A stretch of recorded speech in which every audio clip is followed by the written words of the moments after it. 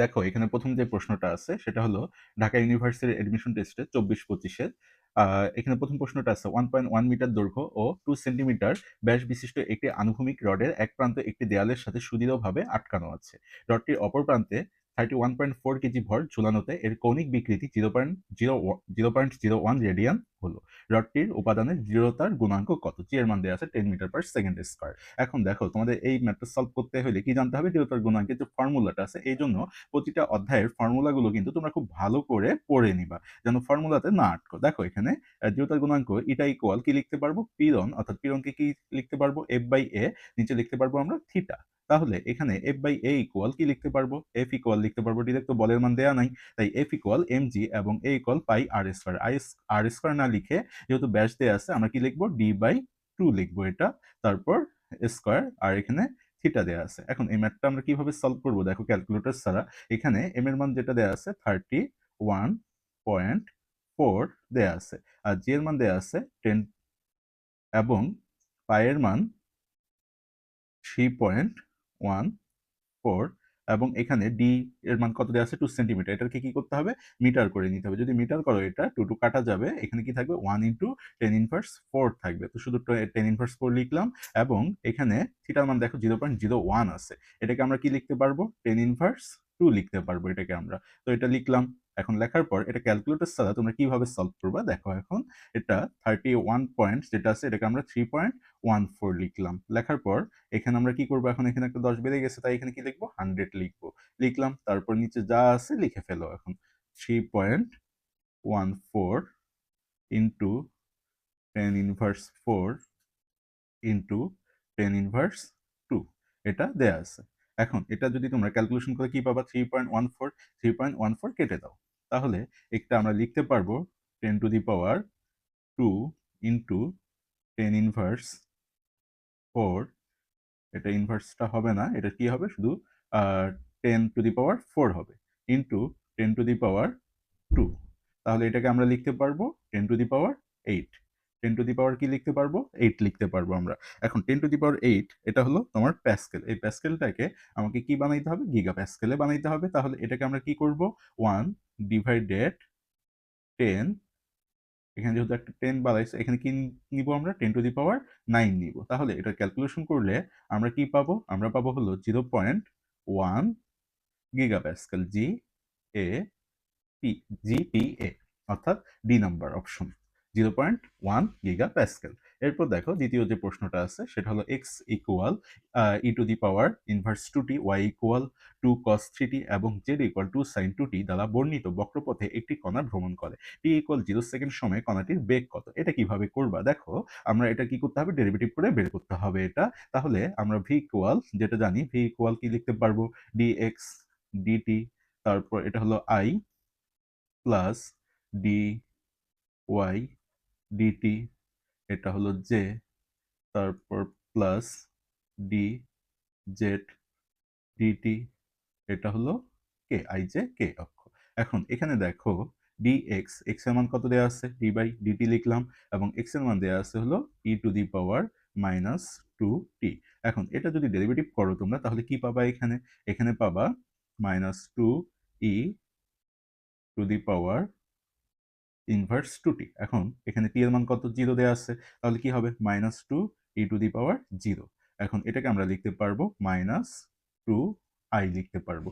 তারপর দেখো এখন dy বাই dt যেটা দেওয়া আছে, dy ডিভাইডেড dt, এখানে y এর মানটা কি করব? আমরা বসাই দিব। এখানে y এর মান কত দেওয়া আছে? দেখো 2 cos 3t দেওয়া আছে।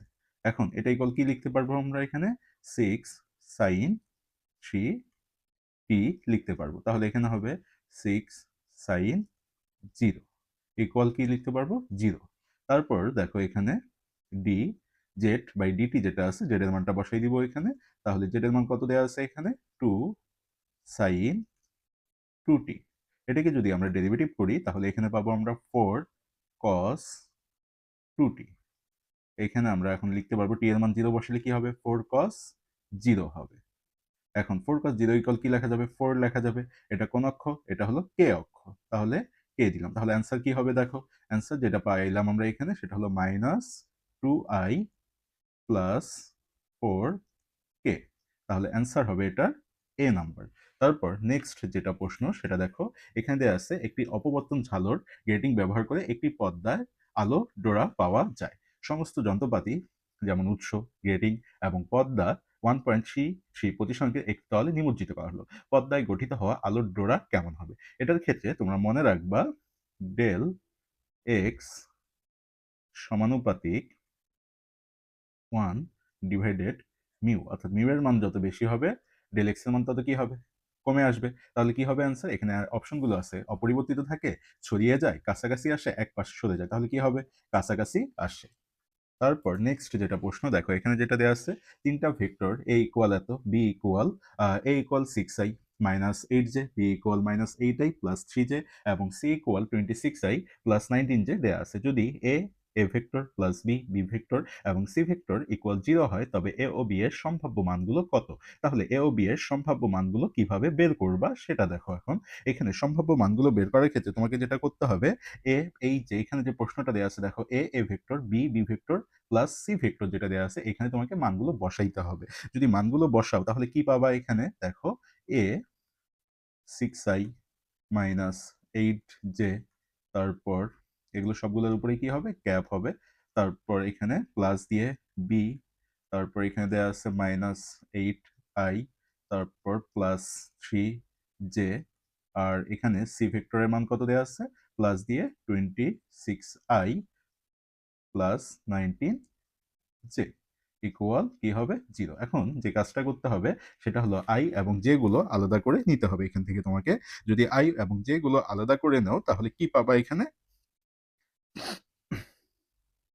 যদি এখানে এখানে পাবা 6i মাইনাস 8i, তারপর এখানে প্লাস দিয়ে 26i, এটা একটা পাবা এখানে। এবং যেগুলো আলাদা করতে হবে তোমাকে, যেগুলো আলাদা করলে কি কি পাবা?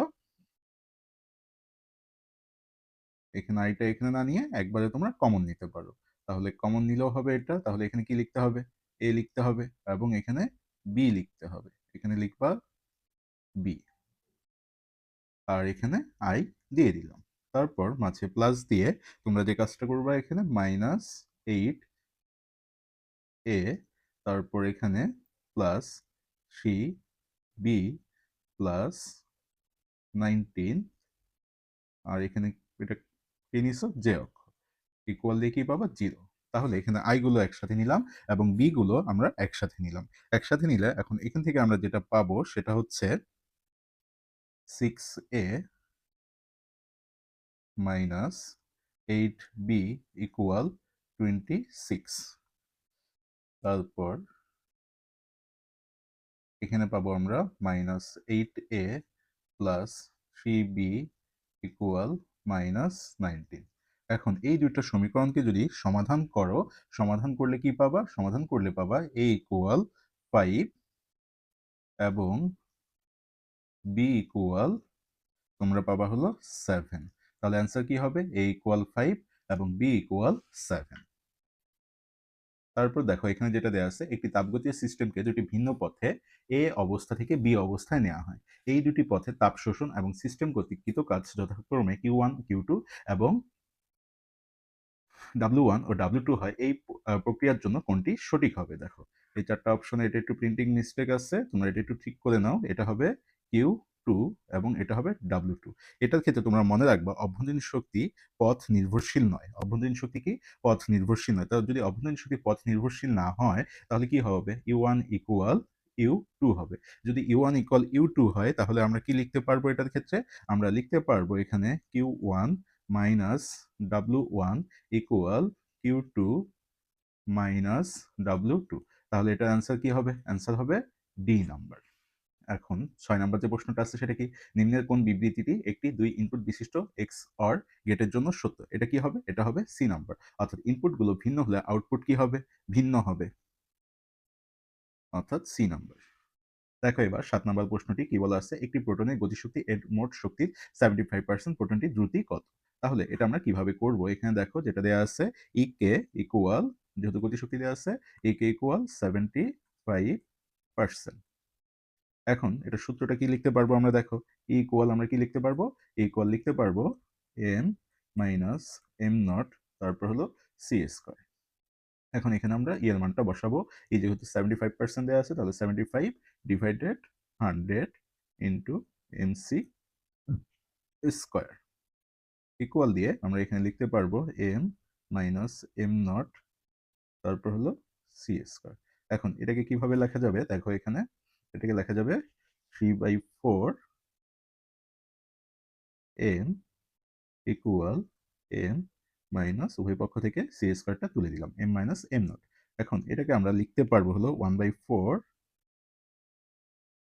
এম ইকুয়াল এম নট, এটা আমরা লিখতে পারবো। এখন এখানে তোমাকে সূত্রটা বসাইতে হবে, কি সূত্র বসাবা দেখো এটার ক্ষেত্রে তোমাকে এম এর যে সূত্রটা আছে সেটা বসাই দিতে হবে এখানে, অর্থাৎ এম ইকুয়াল আমরা জানি আবার কি m naught divided root over 1 minus p square by c square, আর এখানে ইকুয়াল দিয়ে কি হবে 4 এম নট হবে। এখন এখন আমরা কি করবো এখানে, জাস্ট এখন ক্যালকুলেশন, এই ক্যালকুলেশনের ক্ষেত্রে তোমাদেরকে যেটা করতে হবে দেখো এখানে root over 1 minus v divided c square, যেহেতু দ্রুতি বের করতে বলছে আমাদেরকে কার মান লাগবে, ভি এর মান লাগবে এখানে, ইকুয়াল আমরা লিখতে পারবো 1 ডিভাইডেড 4।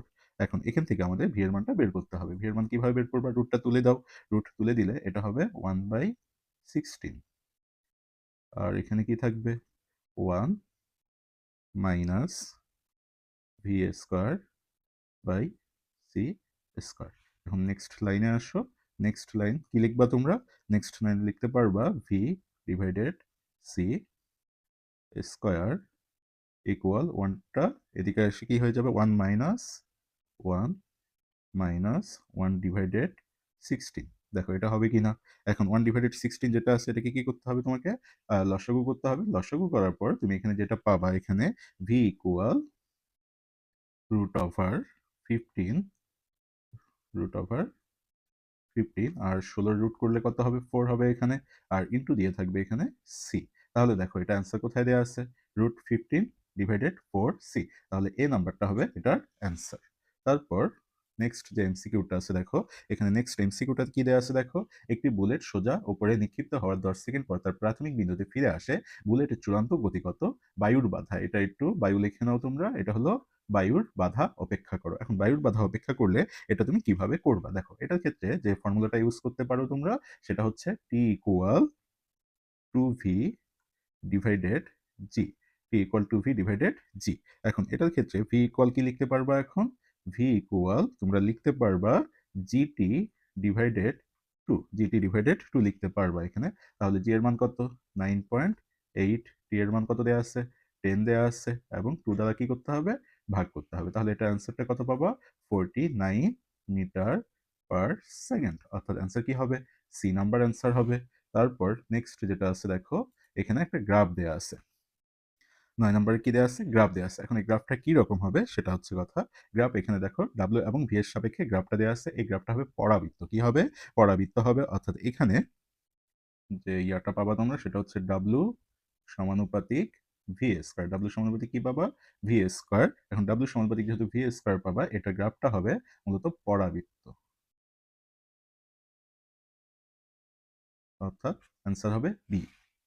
তারপর নেক্সট যে প্রশ্নটা আছে দেখো, পৃথিবীর পৃষ্ঠ থেকে এম ভরের একটি বস্তু উলম্ব বরাবর উপরের দিকে নিক্ষিপ্ত হলো, বস্তু যদি সর্বোচ্চ rm উচ্চতায় ওঠে তবে এর আদিবেগ vi কত, পৃথিবীর ব্যাসার্ধ ভর যথাক্রমে আরই এবং এমই আছে, এখানে কোন ইকুয়েশনটা সঠিক সেটা কিন্তু তোমাকে বের করতে হবে। এটা কিভাবে বের করবা দেখো, এটা দেখাই দিচ্ছি তোমাদের এখানে, ই এস দ্বারা কলমে চেঞ্জ করে নিতে হবে, দেখা যাচ্ছে না, তাহলে ই এস ইকুয়াল আমরা এখানে যেটা লিখতে পারবো সেটা কি লিখতে পারবো, ই এস ইকুয়াল ই টপ লিখতে পারবো, অর্থাৎ সারফেস এবং উপরের দিকে ওঠা বোঝাচ্ছে। তাহলে এটার ইকুয়েশনটা আমরা কি লিখতে পারবো দেখো এখানে, এটা যেটা সারফেসে আছে এটার ক্ষেত্রে আমরা কি লিখতে পারবো মাইনাস জি এম, এটার ক্ষেত্রে আমরা যেটা লিখতে পারবো জি মাইনাস দিয়ে g m m e divided, একটা মাইনাস এখানে ডিভাইডেড আর ই, এটা হলো আর্থের ক্ষেত্রে আর ই ইকুয়াল দিয়ে আমরা প্লাস দিয়ে এখানে আমরা লিখতে পারবো half m v i square equal দিয়ে আমরা এখানে লিখতে পারবো minus minus g m g m m e divided আমরা লিখতে পারবো এখানে r e plus r m plus দিয়ে 0। এখান থেকে তোমাদের যে কাজটা করতে হবে সেটা কি, ভি আই এর মানটা বের করতে হবে। এখন ভি আই এর মানটা বের করলে তোমরা দেখবা এটা অ্যান্সার কি পাবা, তোমরা এটা অ্যান্সার পাবা এ নাম্বার। ভি আইটা যখন বের করবা অ্যান্সারটা পাবা কি এ নাম্বার। তারপর দেখো এখানে নিচের কোনটি এ থেকে ই বিন্দু পর্যন্ত, ই বলতে এটা হবে সি বিন্দু, এই বিন্দুটাকে একটু কারেকশন করে নাও, এটা হবে সি বিন্দু। সি বিন্দু পর্যন্ত একটি দোলকের ববের ত্বরণ সবচেয়ে ভালো মতো চিত্রায়িত হয়েছে। এখানে দেখো এ নাম্বারের ক্ষেত্রে দেখো সবগুলাই কি হচ্ছে, নিচের দিকে আসছে, তাহলে এটা কি হবে, এটা হবে না। আবার এটার ক্ষেত্রে দেখো সবগুলাই আসতেছে এখানে ই বিন্দুর ক্ষেত্রে। এখন আর এটার ক্ষেত্রে, সরি এটা ই হবে প্রশ্নটা, এটার ক্ষেত্রে দেখো সি নাম্বার যে অপশনটা আছে এটার ক্ষেত্রে দেখো সি বিন্দুতে, অর্থাৎ এখানে ববের ত্বরণ সবচেয়ে ভালো মতো চিত্রায়িত কথা বলছে, অর্থাৎ এটার অপশনটা কি হবে, এটার অপশন হবে সি নাম্বার। তারপর নেক্সট যে প্রশ্নটা আছে, একটি প্রক্রিয়ায় একটি আদর্শ গ্যাসের চাপ দ্বিগুণ করা হয় যেখানে গ্যাস কর্তৃক ত্যাগকৃত তাপ এর উপর কৃতকাজের সমান, এর ফলে গ্যাসের আয়তন কি হবে। এখন গ্যাসের আয়তনটা কি হবে দেখো, এটা কিভাবে বের করবা, এখানে আমরা কৃতকাজ যেহেতু সমান, এটার ক্ষেত্রে আমরা কি জানি, ডি কিউ ইকুয়াল ডি ডাব্লিউ, এটা লিখতে পারবো আমরা। এখন এটা কার সূত্র মেনে চলবে, এটা হলো সমষ্ণ প্রক্রিয়া, বয়েলের সূত্র মেনে চলবে। বয়েলের সূত্রটা কি জানি, P1 V1 equal P2 V2, এটা আমরা লিখতে পারবো। এটা যদি লিখতে পারি এখান থেকে আমরা কি লিখতে পারবো দেখো, এখান থেকে আমরা লিখতে পারবো V2 divided V1 equal P1 divided P2। এখন এটার মানটা বসাই দিতে হবে, এখানে কি বলছে চাপ দ্বিগুণ হবে, চাপটা কি হবে, দ্বিগুণ হবে। তাহলে এখানে আমরা কি লিখতে পারবো, V2 আর এখানে হবে হাফ V1। এখানে কিসের জন্য হাফ V1, এই যে এটার ক্ষেত্রে খেয়াল করো তোমরা, এটার ক্ষেত্রে কি হবে 1/2 হবে, যেহেতু এটার ক্ষেত্রে হবে 1/2। তাহলে এখানে V2 ইকুয়াল হাফ V1 হবে। যদি হাফ V1 হয় তাহলে কি হবে, এটা অর্ধেক হবে। এখন নেক্সট যে প্রশ্নটা আছে দেখো, একটি পোস্ট অফিস বক্সের চতুর্থ বাহু এস এ 1 মিটার দৈর্ঘ্য এবং 1 এটা 10⁻6 করে দাও, এটা হবে ইনভার্স 6, 10⁻6, এটা কিন্তু হবে না। মিটার স্কয়ার প্রস্তুতকারী একটি ধাতু দুটি তার সমান্তরালে যুক্ত করা হলো। এখন পি বাহু থেকে 1000 ওহম, কিউ বাহু থেকে 10 ওহম, আর বাহু থেকে 2000 ওহম রোধের প্লাগ উঠালে গ্যালভানোমিটার শূন্য বিক্ষেপ দেয়, তাদের উপাদানের আপেক্ষিক রোধ কত। এটার ক্ষেত্রে কি বের করতে বলছে, আপেক্ষিক রোধটা বের করতে বলছে। এখন আপেক্ষিক রোধটা কি হবে দেখো, এবার এটা কিভাবে সলভ করবা। এটার ক্ষেত্রে সূত্র কি জানো তোমরা, সূত্র জানো হলো P/Q ইকুয়াল R/S। তো এখানে যেহেতু তোমাকে কি বের করতে হবে, এখানে আপেক্ষিক রোধ বের করতে হবে, তাহলে P/Q ইকুয়াল, এখানে লিখতে পারবা তোমরা উপরে আর, আর নিচে কি লিখতে পারবা, নিচে লিখতে পারবা রো এল ডিভাইডেড এ, অর্থাৎ রোধের যে সূত্রটা আছে সেটা ইন্টু দিয়ে হাফ। এখন এখানে কি করতে হবে, মানগুলো বসাই দিতে হবে। এখানে কার মান বের করতে হবে, যেহেতু আপেক্ষিক রোধ বলছে রো এর মান বের করতে হবে। তাহলে রো ইকুয়াল কি লেখা যাবে এখানে, 2 R A divided L into দিয়ে কিউ আর পি লিখতে পারবো আমরা। এখন মানগুলো বসাই দাও এই জায়গায়, তাহলেই ম্যাথ হয়ে যাবে। এখন দেখো মানগুলো কি কি দেওয়া আছে, এখানে 2 ইন্টু আর এর মান দেওয়া আছে 2000, তারপর এর মান যেটা সেটা কি হবে বলো দেখি, এর মান দেওয়া আছে 1 × 10⁻6, আমি শুধু কি লিখবো 10⁻6 লিখলাম। আর এখন কিউ এর মান কত দেওয়া আছে, এখানে কিউ এর মান দেওয়া আছে 10, ইন্টু দিয়ে এটার সাথেই 10 লিখে ফেললাম। তারপর দেখো এখন নিচে কি কি মান হবে, নিচে মানগুলো হবে শুধু 1, কি মান হবে 1 হবে নিচে,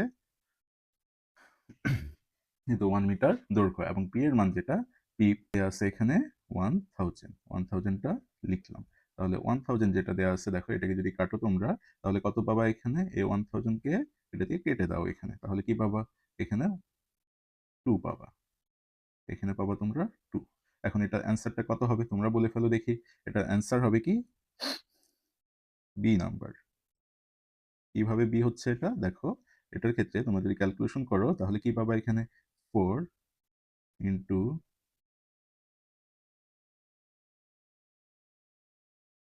tan ইনভার্স 5। আর এখানে যখন 40 নিবা অর্থাৎ একটা বাড়াই নিবা তখন এখানে কি হবে, tan ইনভার্স 6 ওহম মিটার হবে। তাহলে অ্যান্সার কি হবে, বি নাম্বার। তারপর দেখো নেক্সট যেটা প্রশ্ন দেওয়া আছে এখানে, নেক্সট প্রশ্নটা কি দেওয়া আছে দেখো এখানে, n ইকুয়াল টু এবং n ইকুয়াল 1 তাপান্তরের জন্য নিচের কোনটি ক্ষুদ্রতম তরঙ্গ দৈর্ঘ্যের ফোটন উৎপন্ন করে, এটা কিভাবে করবা। এখন দেখো এইটার ক্ষেত্রে যে সূত্রটা জানো তোমরা, 1/λ ইকুয়াল, এখানে আমরা লিখতে পারবো কি 1/λ ইকুয়াল আর এখানে রিডবার্গ ধ্রুবকের মানটা দিতে হবে আর h 1 divided n l square minus 1 divided এখানে n h স্কয়ার ইন্টু দিয়ে হবে জেড স্কয়ার, জেড স্কয়ার। তাহলে এখানে 1/λ সাথে দেখো 1/λ সমানুপাতিক আমরা কি লিখতে পারবো, আমরা লিখতে পারবো এখানে জেড স্কয়ার লিখতে পারবো। তাহলে এটার ক্ষেত্রে আমরা অ্যান্সার যেটা পাবো সেটা কি পাবো দেখো, অ্যান্সার পাবো আমরা লিথিয়াম 2+। অ্যান্সার কি হবে, লিথিয়াম 2+। এরপর নেক্সট যে প্রশ্নটা আছে দেখো, এখানে দেওয়া আছে একটি বর্গক্ষেত্রে দুটি বিপরীত শীর্ষে কিউ চার্জ স্থাপন করা হয়, অপর দুটি শীর্ষে কিউ চার্জ স্থাপন করা হলো, কিউ চার্জের যে কোনোটির উপর লব্ধি বল বৈদ্যুতিক বল 0, তাহলে কিউ বাই পি এর মান কত। এটার অ্যান্সার এখানে দেয়া নাই, এটার অ্যান্সারটা যেটা হবে সেটা তোমরা বের করবা। এখন অ্যান্সারটা কত হবে সেটা আমি বলে দিচ্ছি, কিন্তু অ্যান্সারটা বের করে অবশ্যই কমেন্ট সেকশনে জানাই দিবা তোমরা। এটা হবে -2√2, এটা হবে এটার অ্যান্সার। এখন কিভাবে করলা এটা অবশ্যই